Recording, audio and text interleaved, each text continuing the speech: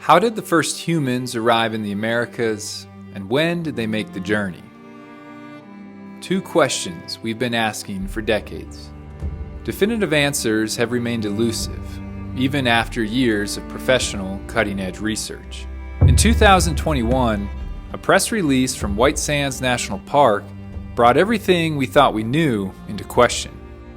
They claimed they had found and successfully dated human footprints that were 21 to 23,000 years old.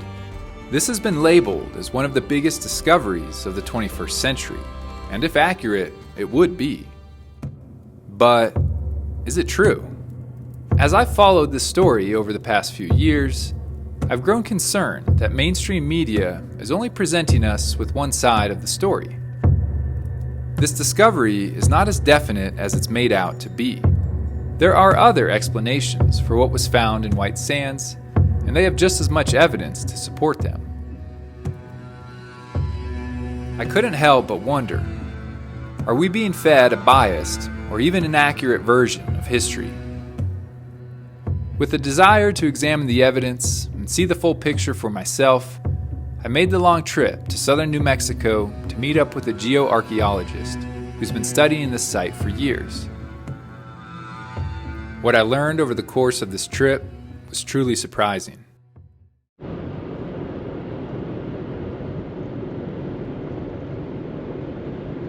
Just sitting here thinking about the unique opportunity we're going to have today to really go into a site that has garnered international attention. I mean, this is no clickbait or over-exaggeration. These footprints have garnered so much attention because they sparked controversy around the age-old questions of when and how people got to the Americas.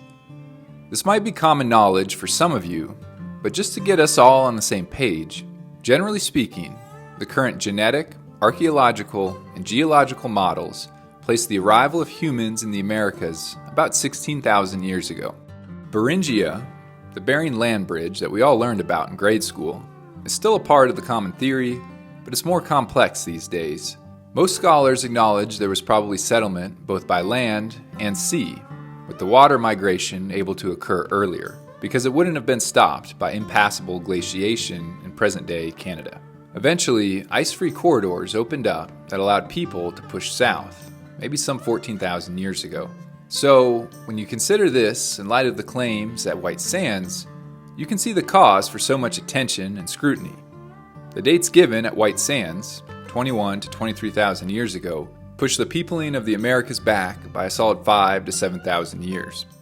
But as exciting as that could be, and as easy as it would be to just kind of jump on the bandwagon, I think there are some things we need to consider before we jump to those conclusions. Part of the reason I really wanted to do this video is because when I look at the mainstream media reports about this, a lot of them make it sound like this is pretty much a done deal. You know, we've found these tracks, they've been dated, they're 21, 23,000 years old, and yeah, let's rewrite the history books. But when I read some of the academic side of things, you know, not the mainstream media, the academic side, it's like, we might be oversimplifying this. No doubt, extraordinary claims have been made about the footprints here at Whitesands. The most significant finding is that we can definitively say that human beings were present here at Whitesands during the last glacial maximum, and that is far older than they have been confirmed anywhere else in North or South America. Years ago. And Whitesands is one of the places which provides just absolute, definite, irrefutable evidence of that they were here 23,000 years ago. But as it, in many ways, forces a reset for some of the conversations that people have been having about the people in the Americas. It's a dramatic leap. And as I say, you know, extraordinary claims require extraordinary evidence. This is both an extraordinary claim with extraordinary evidence. I think the old saying is true. Extraordinary claims do require extraordinary evidence. The evidence given to the general public has been presented as irrefutable and conclusive. But is it really? Hoping that my hike today with a local professional would shed more light on this question, I headed into this bizarre landscape. You can see all this sand piled up on the side of the road. These are active sand dunes, and so, I mean, sand is continuously covering this, and they've got to bring plows in here like you would for snow and plow to keep the road open.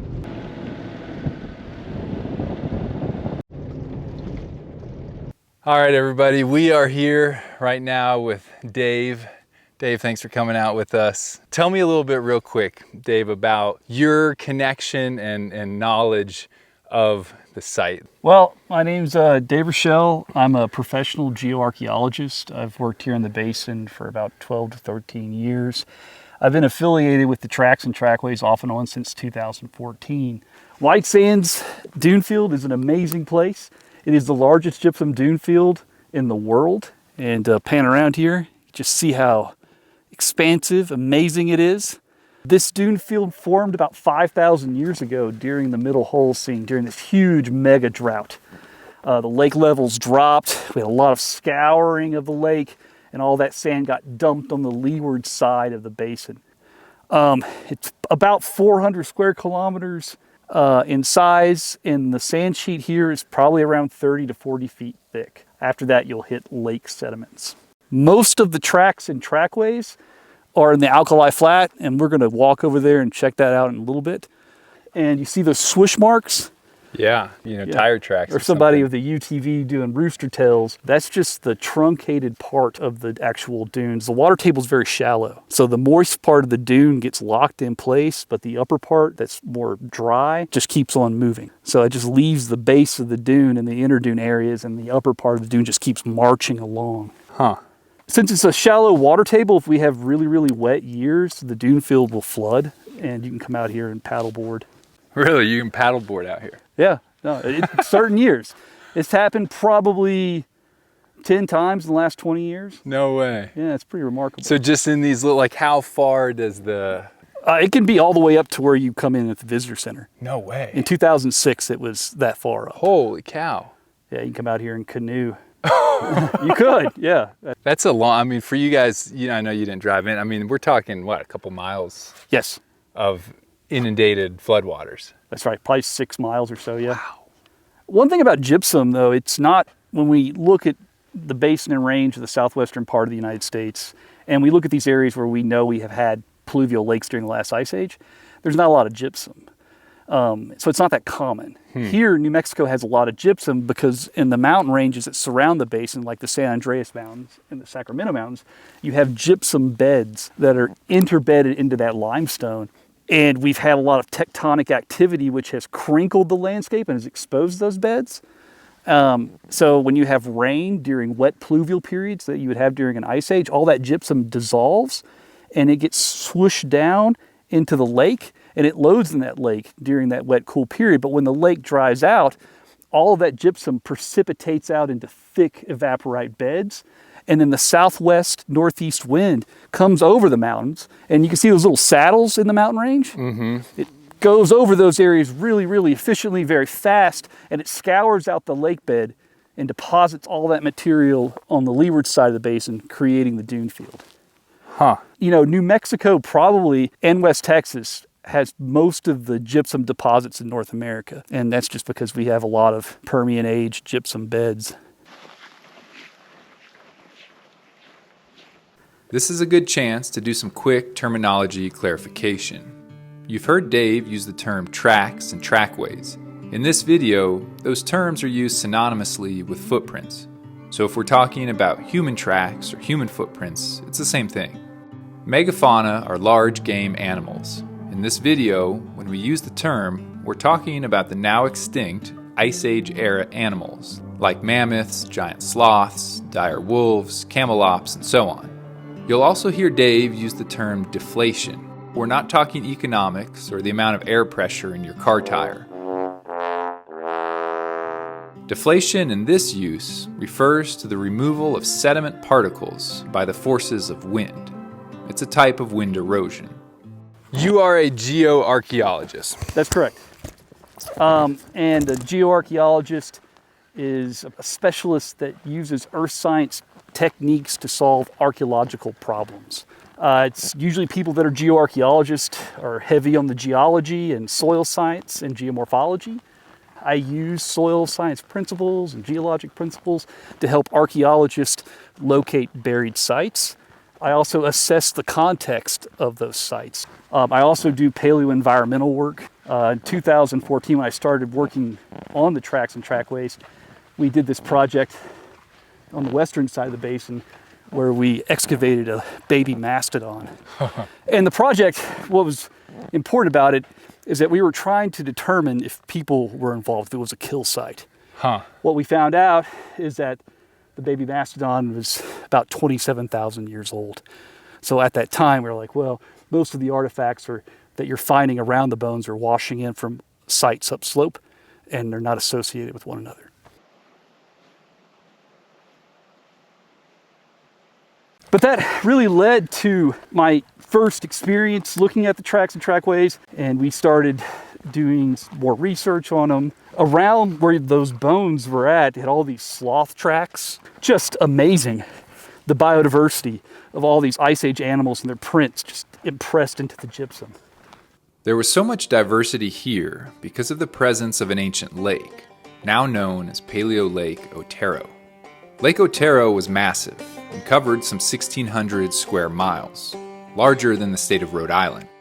As the climate changed, the lake eventually dried up, but it supported life for thousands of years. If we were here some 20,000 years ago, these now extinct animals would have been a daily part of our lives. Sometimes for the better, providing us with food or materials, sometimes for the worse, preying upon us or acting as competition while hunting. It's around the shoreline of this ancient lake that the footprints in question are found. And today, that's where we're headed. This is big science. This really is.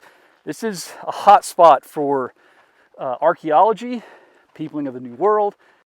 They were located maybe 2009-ish, but things weren't published till 2021. Is that accurate?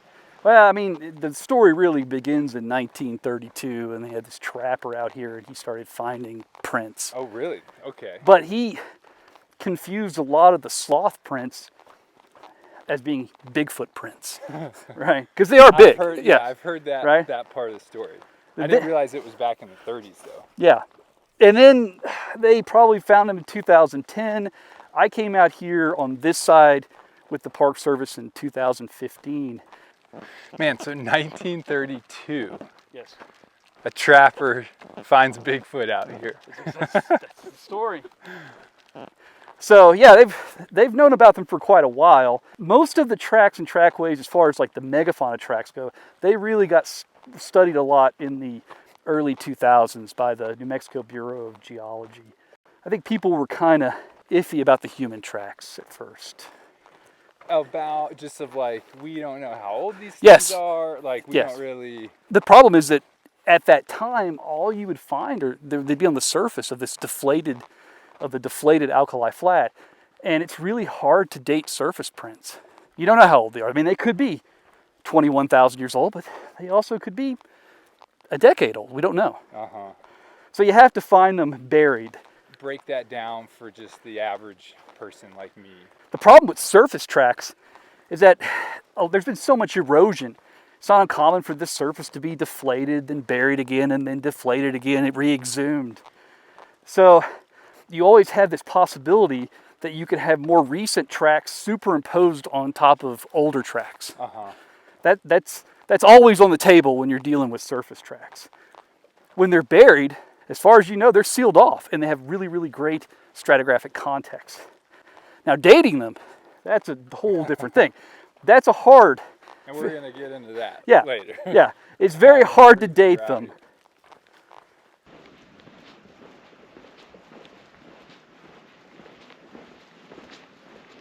Talk to me about how these footprints would have been created, Dave. Okay, so like the megafauna tracks, I mean, these are big animals. You know, a mammoth would weigh, anywhere from 8 to 12 tons. And they're walking across soft, moist sediment. And as they press into the sediment, they leave behind a print that's in the mud, right? Over time, that print gets buried and filled in with sediment, and it's covered up. Well, when it's covered up, there's some process that lithifies the print, right?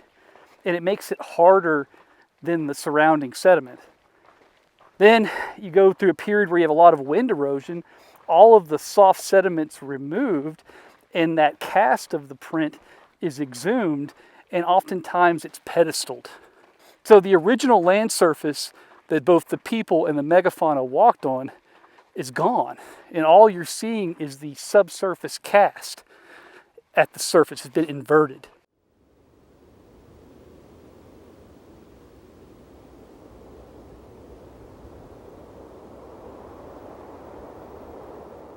So a lot of these prints are in a positive relief. So they're little bumps in the landscape, and the original surface has completely been removed by erosion.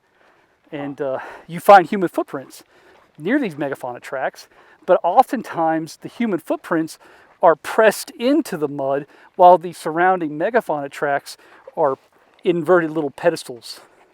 So they're not associated with one another. Mm-hmm. We see these images and they look like human footprints with toes, and they're very compelling looking.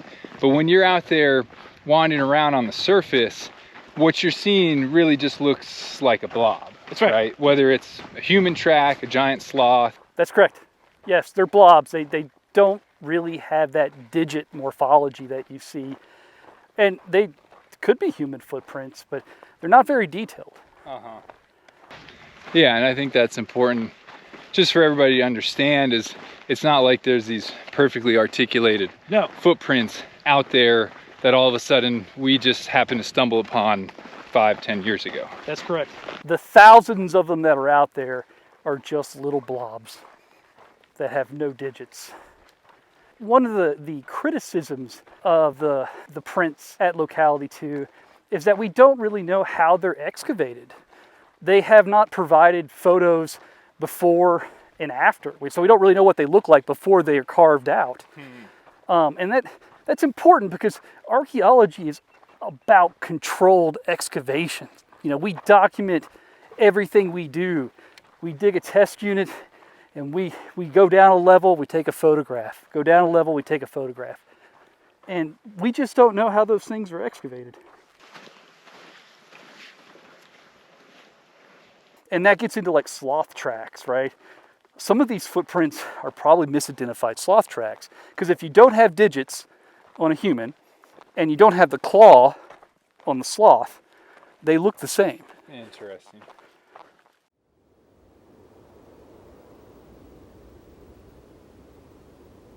Dave was telling me that there's been no rigorous scientific protocol created to discern the difference between a sloth track, a human track, or just some naturally occurring blob. I think that's important for us to know, because it's not always an obvious distinction out here.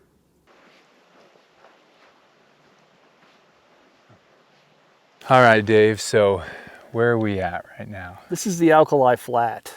This is the former, or the lake bed of Paleo Lake Otero. It's a massive salt pan now, and this is where most of the tracks and trackways are located. Tons of them, anywhere from proboscidean tracks, which is the most common tracks. That's the scientific name for a mammoth, essentially. That's correct, yes. They're the most common, and that would make a lot of sense because it's a very big animal, so it's going to leave an impression. Probably the second most common would be sloth tracks, camel tracks. You can find felid tracks and direwolf tracks, and all of them are pressed into this salt pan surface. And a lot of human tracks and trackways are out here as well. Lake Otero is pretty big. During the last ice age, it filled up most of the basin. More than likely, it was a salt lake. I don't know if it was fresh, and a lot of people kind of go back and forth on that, but it was probably a salty lake. Very similar to the Great Salt Lake in Utah. Okay.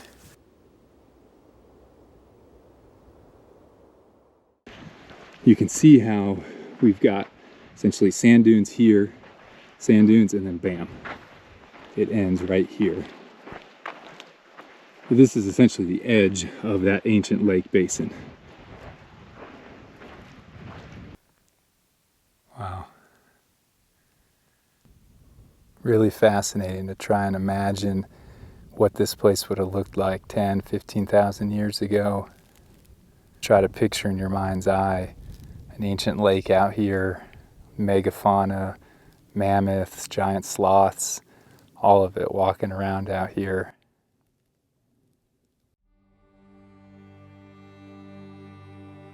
It's pretty remarkable how the dunes seemingly stretch forever, and then, all of a sudden, they're gone, and the landscape becomes more or less open and flat.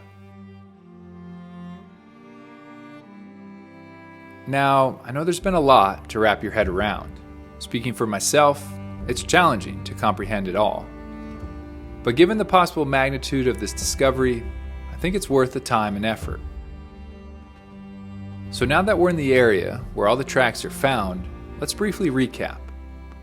The footprints have been known about for decades. They were Bigfoot originally, but for most of that time, people were only aware of tracks on the surface, and Dave explained how challenging it is to date a surface print. Sometime in the 2000s, the National Park Service identified an area out here that had buried tracks. That opened up a whole new realm of possibilities. They proceeded to dig a trench and found human footprints in various stratified layers.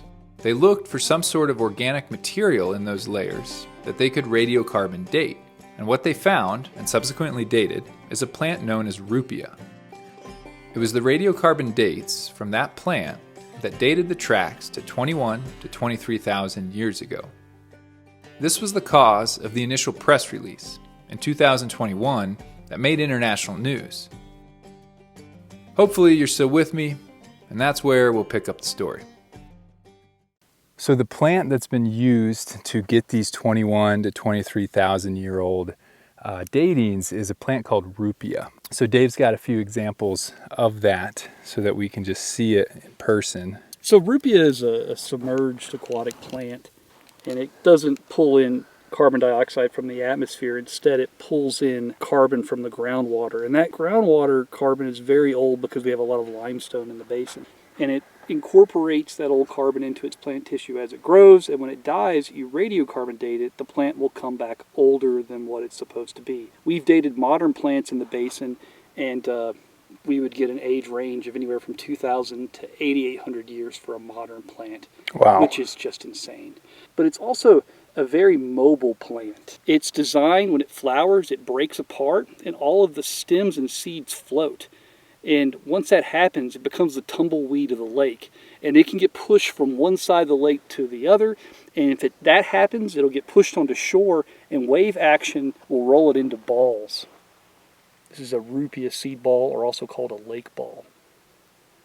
When you find these, what it's telling you is that the seeds were transported into the site. And what that does is it creates a unique scenario where you could have artificially aged material being deposited in younger sediment, right? And what that'll do is make whatever's in the sediments appear older than what it really is. So it's quite possible that these seeds, which are really, really unreliable, that they're using to date the prints, are making the footprints appear older than what they really are, by how much we don't really know. I mean, that's like a crucial point that people watching should understand, right? It's the hard water effect in rupia. It's a scientific fact that happens. It's not just rupia. Any submerged plant is subject to that. If it's pulling its carbon in from the groundwater and not the atmosphere, it'll come back thousands of years older. And you said anywhere from 2 to 8,000, right? In the basin, anywhere from 2,000 to 8,800 years. 88, wow.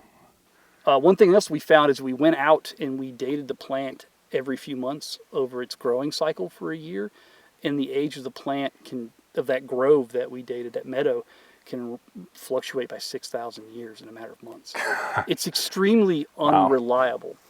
I think for the average person, Yes. like me, to wrap our heads around it all, it's challenging. Yes, it's complicated. You know, that's partly why a newspaper article or some article online that says, hey, these are 23,000 years old. Yeah, there's a little controversy around it, but yeah, this is what we found. I mean, that's part of the reason why that's maybe so captivating, is because we don't really know any better. We don't know the questions to ask. Okay, what do we have here? These are the same kind of balls, but these formed in Canada at Sandolph Lake. Huh. Since I published a paper, I had this guy send me these balls. He's a lake ball nerd. Who would have thought lake ball specialists? Yes, but it's all rupia. Yeah. Formed by wave action, mixing. Dave just dropped a lot of knowledge on us. If you only take away one thing from this section, it's that rupia is notorious for being an inaccurate dating method because of the amount of carbon it absorbs from groundwater and and its ability to be easily transported by natural processes. But it's by dates derived from this plant that some are attempting to rewrite history. To be fair, it's much more complex than just rupia and carbon. If you've been following this story over the last couple of years, you're probably wondering about the report released in the fall of 2023, where National Park researchers published new findings in response to the criticism about their use of rupia. In this new report, they describe 2 additional dating methods used, and they confirm the 21 to 23,000-year-old dates of the prints. Dave and his colleagues have responded with a follow-up academic article, where they raise compelling questions regarding the accuracy of the second round of methods. Since then, there have been more back-and-forth articles. You know, the Tularosa Basin isn't some random basin in Nevada that no one's looked at. This is a place that has been surveyed, it's been studied from an archaeological perspective for 50 years. In this basin, 1 million acres have been surveyed. 500,000 square meters of excavation has occurred. Thousands of hearth features have been dated. So how could we have missed thousands of years of human occupation? To me, it's going to take more. We need physical archaeological record. We need lithics. We need a hearth. You have footprints, but you have nothing else. And then when you go and look for something nearby that is a lithic artifact or a hearth feature, and if you're able to date it, it comes back a couple thousand years old. I don't know. I'm skeptical, and I think to really put this to bed, we need a site, and that will end the debate. Dave's referring to the fact that nothing remotely close to a 21,000-year-old artifact has ever been found in the Tularosa Basin. The oldest known artifacts here are a few Clovis points, so roughly 13,000-year-old lithics. Just recently, a rare archaeological discovery was made nearby, also along the shores of ancient Lake Otero. The site has been named Gypsum Overlook, and what makes it significant is its age and level of preservation. But even it only dates to 8,800 years ago. So to Dave's point, if humans were here 23,000 years ago, we're missing over 10,000 years of archaeological evidence for it. I mean, in a perfect world, what I would like to see is a hearth, a 21,000-year-old hearth with some kind of organics associated with occupation. I would definitely love to see a defined lithic tool set of some kind. I mean, if you have that many footprints and they're all over the place, where's the site? They should have that. I mean, it's kind of weird that you would have people living 21 to 23,000 years ago and all they left behind was human footprints. I mean, we leave trash everywhere. It's a characteristic of being a human. There has to be, if it's legit, there should be a hearth. There should be artifacts. There should be a defined stoned or lithic technology. We can definitively say that human beings were present here at whitesands during the last glacial maximum. Whitesands is one of the places which provides just absolute, definite, irrefutable evidence of that. And as they say, you know, extraordinary claims require extraordinary evidence. This is both an extraordinary claim with extraordinary evidence. Well, my friends, there you have it. Is the evidence that human beings were here 20+ thousand years ago definite, irrefutable, and extraordinary? I don't know. Each of us is going to have to make that decision for ourselves. This is a very complex topic with huge implications for world history. In this video, I largely focused on the argument against the antiquity of the whitesands footprints. It's the side of the debate that has been virtually ignored by mainstream media, and I think that's a disservice to us all. No doubt this debate will continue, with more evidence being published by both sides, which is good. A healthy, respectful debate and discussion is how we advance our knowledge. I think reading both perspectives is valuable, and I will link academic articles from both sides of the debate in the video description. A big thank you to Dave for taking his time to hike with us and teach us all something. I think one thing we can all agree upon is the beauty of the landscape preserved here at White Sands National Park. I'm grateful for all those past and present whose hard work has ensured we can continue to enjoy and learn from these landscapes. They are truly national treasures that contain national treasures.